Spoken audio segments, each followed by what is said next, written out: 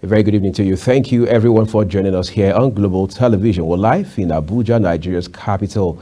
I'm Uyag Mofwegwe. It's always a delight to have you join us here on our programs. So just to give you heads up quickly as to what our conversation will center on this evening. Of course, we've been talking time and again about the impacts, some people say the adverse impacts of the removal policy on fuel. Today we know that the federal government, in a bid to alleviate the pains that come with this policy, has moved real quick to put measures in place. First, we see that the state is trying, the federal government is making an effort to reach out to states in a way, by way of trying to just help cushion the effects of this policy. Plus, we've seen the president advancing two requests, basically, one to the Senate and the other to the House of Representatives. The one to the Senate being representative of, a demand for, if you like, some sort of soft landing. All right, $800 million we hear, which we also know, for example, that the Senate has if you like, graciously approved, and the other is 500 billion naira request sent to the lower chamber of the National Assembly, that is the House of Reps, and it has also been approved. However, in the middle of all that, we now see some persons who think otherwise about this initiative, as commendable as some people say they are. For instance, we're seeing people from the opposition, including the People's Democratic Party and Showore, who also was a candidate in the last presidential election, saying that this will not make any difference. In fact, they are saying in the end, the 8,000 naira palliative that the federal government is proposing to hand out to 12 million households will come down ultimately to 53 naira per day. And let's say that is infinitesimal.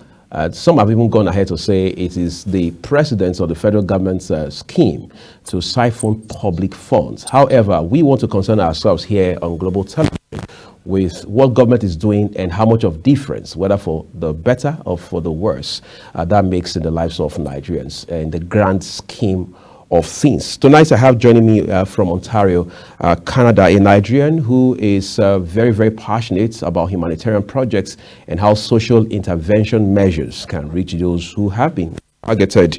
Akintunde Harif Akerele is the co-founder of Food Click Support Initiative, a non-profit that is striving to eradicate hunger through provision of palliative, whether they're perishable or not perishable, to the vulnerable, and also proffering short to long-term sustainable solutions to food insecurity in Nigeria. Harif, I can't say thank you enough for deciding to jump on this one on a very short, very short notice tonight. All right, so I'm just going to get right through to it, and just help me make sense of really what your assessment has been with regards to the removal of subsidy on petrol in Nigeria. Thank you very much, Uyi, for having me. I think the only difference between myself and yourself is the fact that you're having on your suit. Is summer here, so there's no point wearing the suit. It's going to be a lot, warm here. So that's why I'm not able to put on my suit so that we can have matching, outfit. But all the way, everything is fine. Thank you very much for having me once again. I would like to start by saying that I've never seen any Nigerian that is against the subsidy removal of the subsidy removal, because this has been like a burden in the Nigerian society. And unfortunately, people that have been benefactor of this is not the common man. It's not someone like myself and yourself. It has been the elite. It has been the rent seeker. And also, to add insult to injury, it has been our neighboring countries who have been the benefactor of this, how do I call it, the clog in the wheel of Nigerian progress. And it's also a huge leakage in the Nigerian system. And let me give you a context of how much that leakage has affected Nigerian society. Since the removal of fuel subsidy, the average consumption of fuel per day has reduced by 28%, from 48.3 million liters of from 66.9 million liters of petrol to 48.4 million. That's a lot. That's a lot. And imagine how much we are going to be saving at the end of the year which can also translate into helping us reduce or minimize our debt burden in Nigeria. So that is long overdue. And I thank also the government for taking the initiative to be able to, and the bold step to be able to take this, this leakage out of our system. And I hope that whatever that is coming out of this fuel subsidy would benefit the average Nigerian. Thank you so very much for that point you have just made so far. But I want to push you on something else real quick, right? Some persons have questioned the timeliness or otherwise of this removal. Of course, they say it's long overdue. Fuel subsidy should go. But they are saying the timeliness is an issue. They are saying this is something government ought to have in the first instance done in phases, or if you like, bit by bit. Do you share that sentiment? In my humanitarian space, which I'm very much passionate about, whatever that is going to impact negatively on the, on human is something that we should always try as much as possible to minimize. And one thing I feel about the government is there's no better time to take out this subsidy removal. And I think government has taken it in its stride to be able to provide palliative in form of what some of the things that it is proposing at this time. I just hope that some of this palliative that is being proposed will get to the hands of those that are most vulnerable in Nigeria, so that we can have this impact cushioned, to a large extent. And also, I would also think that government should find a way to be able to, provide this intervention in such a way that it is not politicized. It is not.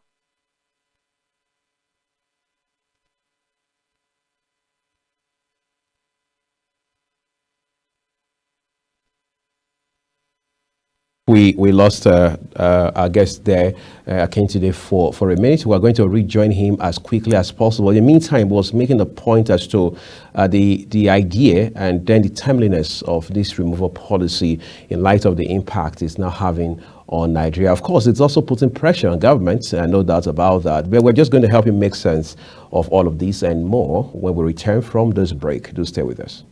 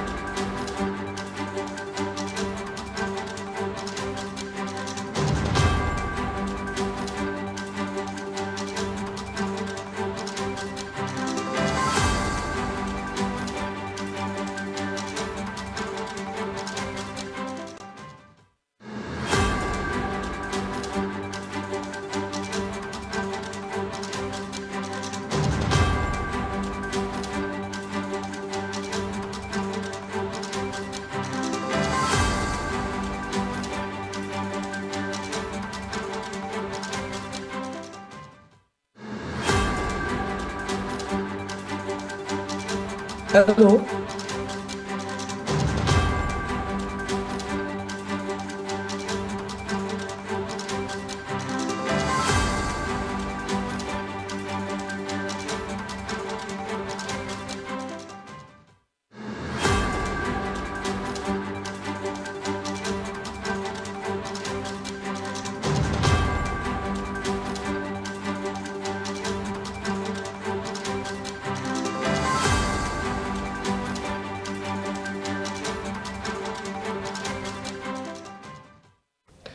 Akindide, thank you for rejoining us here, regardless of the shaky connection tonight in Nigeria. But I just wanted to get back real quick to the point you were making a while ago about whether or not you believe that whatever measures the government is putting in place at the moment are robust enough considering the enormity of task that needs to be addressed.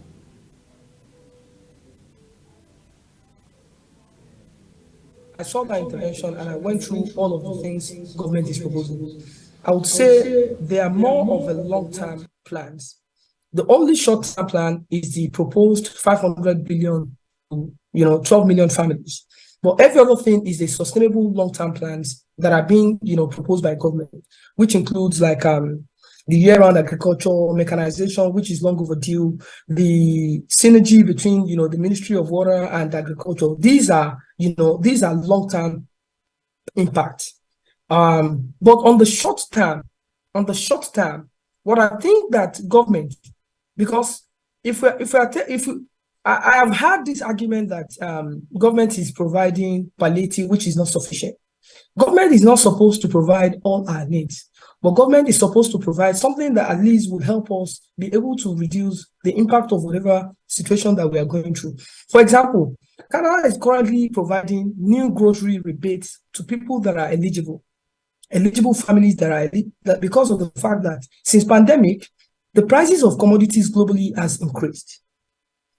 The palliative that this government, the new grocery rebates that the Canadian government is proposing will not be sufficient to feed those families or individuals for the whole month. But at least the government is trying in its own effort to be able to minimize the impact. So let me break down the government impact to you in numbers. Now, if we have 8,000 families, 8,000 naira to 12 million families for 6 months, what it translates to, if we multiply that, is about 576 billion naira or thereabouts. Now, at Food Click Support Initiative, which we provide intervention, 8,000 naira packed food will contain semo, will contain gari, will contain rice, will contain, basic food stuff. And that basic food stuff would feed a family of 4 to 5 in about a week. Now, imagine the ripple effect of having that 8,000 naira in individual family. What it means is you are going to be talking about 5 times 12 million people every month. So 5 times 12 people every month is about 60 million people that is going to be impacted every month. At least the burden of where their food will come from for a week will have been minimized because of that impact that amount will have on government, will have on the common man. I'm not speaking for government, but I'm just saying we should be realistic. This is how it is done globally. Government will not solve all of our problems, but they will provide an avenue to be able to minimize things that are long-term. And the government has, in conjunction with all of these short-term measures, it has also proposed the long-term measures of having a robust agri system where we can have a food-secure Nigeria. Because the more we are able to produce our own food, the better we have. The only shortcoming that I found in the intervention is the fact that government is proposing to create a new board to review prices. I'm not sure the review of prices is more or less like you are trying to do a direct price control, which is not the best way to go about it. Because if government is going to control prices, you are going to disincentivize farmers. You are going to bring about strife, because Nigeria is currently dependent on importation of foods and all of that. So it's not going to help in the long run. But if we're able to have those measures that government is trying to provide in terms of a sustainable agriculture, then what it means is more farmers will come into play, will have larger supply of agri-produce, and naturally, when we have a large amount of agri-produce in supply, what do you think? The prices will definitely drop. So that's just what I think that government should do. But trying to control the prices will stifle and will disincentivize the production of agriculture. While we are trying to bring in more people, we will try to discourage people from going into agriculture because the prices are paid.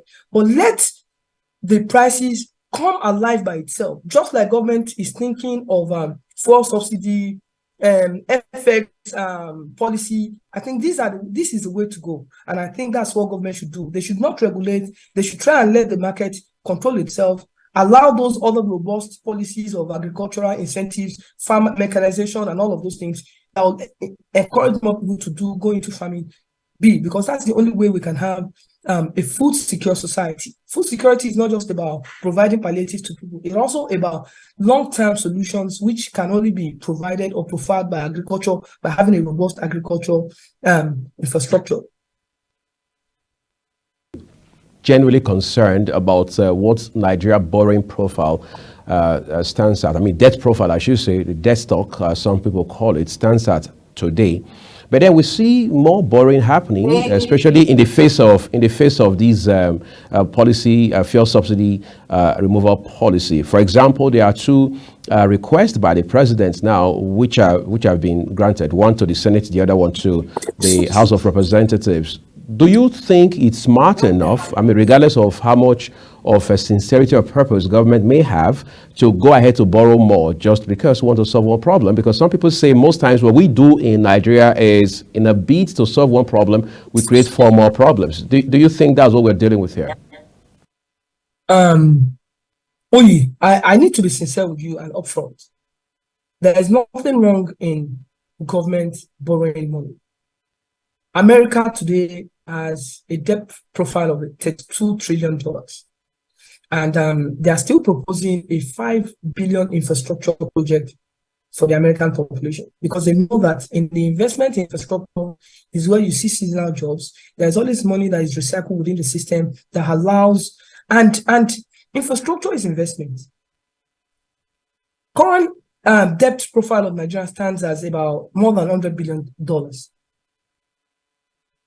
The sincerity of purpose is what would amplify the essence of the borrowing. And if government is sincere in its borrowing and its plan to use those borrowing or spending to create a better agricultural infrastructure where we can produce all that we need as a country, we have infrastructure, rail infrastructure, we have all the necessary infrastructure, transportation, electricity, and all of those things. Trust me, Nigerians will not complain because we are very, very enterprising. And if we have a very good infrastructure, if those borrowing is invested judiciously into infrastructure, we will be able to have an emergent middle class where we will also attract foreign direct investment into Nigeria. If this is the level at which the government is thinking to be able to think in borrowing, definitely I don't have a problem with that. But if it's going to be otherwise, it's counterproductive. But I just have two more issues to have you address right now. The organized labor in Nigeria is now saying that while on the one hand they agree totally that whatever it says the government is doing at this point, particularly the 500 billion naira request sent to the House of Representatives, is not far-reaching. They are also saying the government should do an upward review of workers' salaries by 300%, operative 300%. Is that economically realistic? Uyi, trust me, you smiled when you know, or you winked when you said it. You know, it's not realistic. Let's be sincere with ourselves. And I must say that the current wage or whatever salary that is being earned in Nigeria is not sufficient as a living wage, which is on the line. Everybody needs to agree on that. Because the economic realities that we face in Nigeria now, 18,000 naira or 30,000 naira that is, you know, the benchmark, is not even enough to cater for those needs, I must say. But asking or requesting for 300% upward review, I'm not sure is realistic.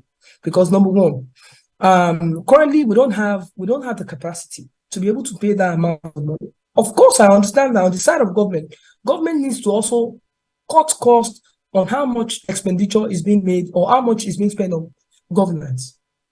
It's too ridiculous. The amount is so much that we need to cut costs on governance so that we can invest those money into all those intervention programs, into infrastructure, into a lot of things that will affect and impact the lives of average Nigerians.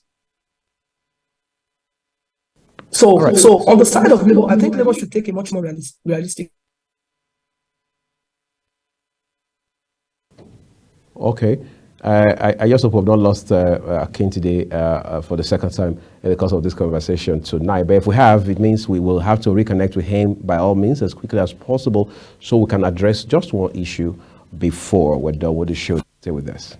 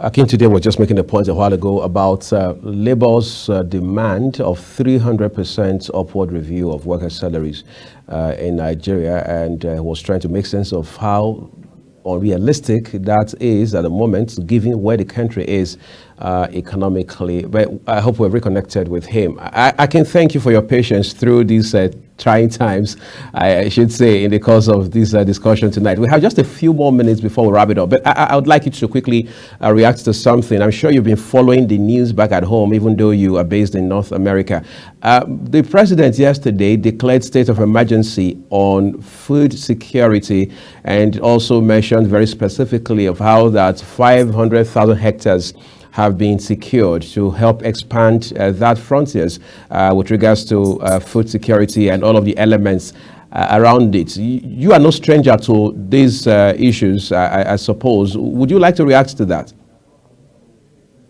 Yeah, I think I laid some of my, my concerns in respect to the policy.